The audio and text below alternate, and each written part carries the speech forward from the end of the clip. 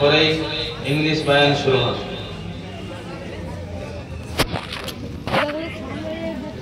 السلام عليكم ورحمة الله وبركاته.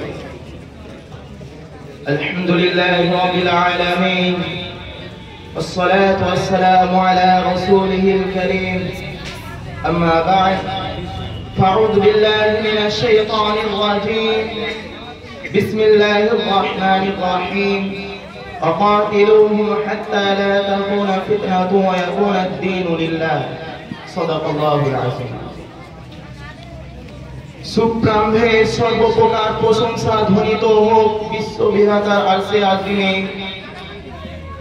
যার অদৃশ্য ইঙ্গিতে, যার অদৃশ্য নিয়ন্ত্রণে নিয়ন্ত্রিত সমগ্র বিশ্বজাহান ও সমগ্র সৃষ্টিজীব করে যার গুণগান। উনার সামনে এক বাক্যে বলি আলহামদুলিল্লাহ। পরের পর্যায়ে জানাই যিনি দাঁড়ালে আসমান গর্ববোধ করে, যিনি বসলে ধরণী আনন্দ উপলব্ধি করে, যিনি হাসলে জান্নাত সৌন্দর্যতা লাভ করে, যিনি কাঁদলে জাহান্নাম ভয় পায়, যার পরশ করে নরকবাসী স্বর্গবাসী হয়, উনার সামনে এক বাক্যে বলি সাল্লাল্লাহু আলাইহি ওয়াসাল্লাম।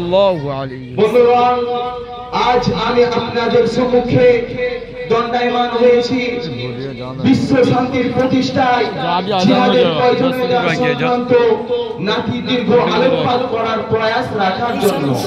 আল্লাহ তাআলা সর্বোত্তম সাহায্যকারী।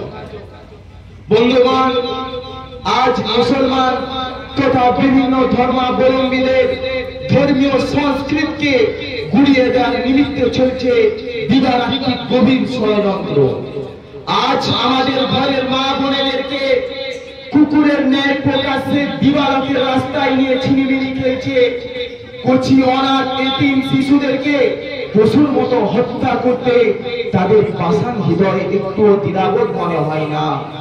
শুধু তাই নয় বন্ধুগণ, আমরা পারিনি মসজিদে আকসাকে ইসরায়েলের ধাওয়া হতে উদ্ধার করতে, আমরা পারিনি বাবরি মসজিদকে সন্ত্রাসবাদীদের হাত থেকে রক্ষা করতে। ঠিক অনুরূপ ভাবে বয়ে চলেছে অসংখ্য মুসলমানের রক্তের Sindhu Iraq, Iran, Bosnia, Chechnya, Sudan তথা গোটা বিশ্ব আজ অশান্তির মহাপ্লাবনে হাবুডুবু খাচ্ছে। কিন্তু কেন যে জাতি ছিল সবার ঊর্ধ্বে সে আজ কেমন ভাবে হয়ে গেল ধুলায় ধুলিত? যার মস্তক ছিল সবার ঊর্ধ্বে সে আজ কেমন ভাবে হয়ে গেল পথের ভিখারি? যে ইহুদি কাল হযরত ওমর ফারুক রাদিয়াল্লাহু আনহুর নিকট কাপড়টি মিনতি করেছিল, সে আজ মুসলমানকে মাটির সঙ্গে মিশিয়ে দিতে চায়। হায়রে মুসলমান, হায়রে মুসলমান, আমরা কি এইভাবে ধ্বংস হয়ে যাব? নেই কি কেন পন্থা, যে পন্থা অবলম্বন করলে ফিরে পাবো শান্তির সুধা? যে শান্তি প্রতিষ্ঠিত করেছিলেন আমিনা মায়ের দুলাল, শান্তির নায়ক, স্রষ্টা শ্রেষ্ঠ, সৃষ্টিকুলে নবী, নবীকুলে শিরোমণি, উভয় জগতের কান্ডারি, যিনি কোন ফায়াকুলের ন্যায় জিহাদ নামক এক মহাশক্তির মাধ্যমে এ ধরার ধুলিতে স্বৈরচারী ও অত্যাচারীর কারো হাতকে ঘুরিয়ে দিয়ে শান্তির ঝর্ণা প্রবাহিত করেছিলেন।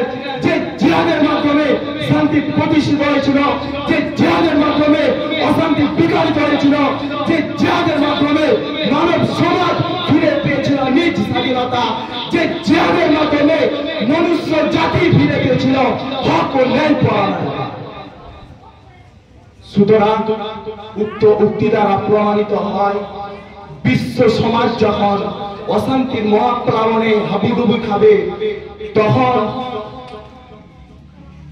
একে অপরের মধ্যে হিংসা, বিদ্বেষ, বিভেদ সৃষ্টি করবে, রক্তের সমুদ্র প্রবাহিত করবে।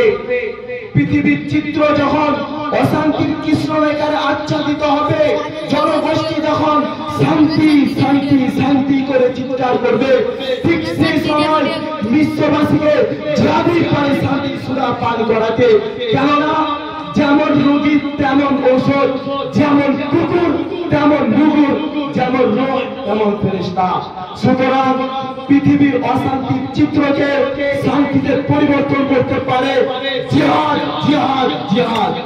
বন্ধুগণ, জিহাদ প্রকৃতপক্ষে অশান্তি হলেও উৎখাতের লক্ষ্যে উৎপত্তি, শান্তি সংগ্রামের বাণী, অশান্তি নির্মূলের ধ্বনি। তাই আল্লাহ রাব্বুল আলামিন আমাদের সকলকে বিশ্ব শান্তি প্রতিষ্ঠায় জিহাদের মাধ্যমে তৌফিক দান করুন। আমিন। ওয়া আখিরু দাওয়ানা আলহামদুলিল্লাহি রাব্বিল আলামিন।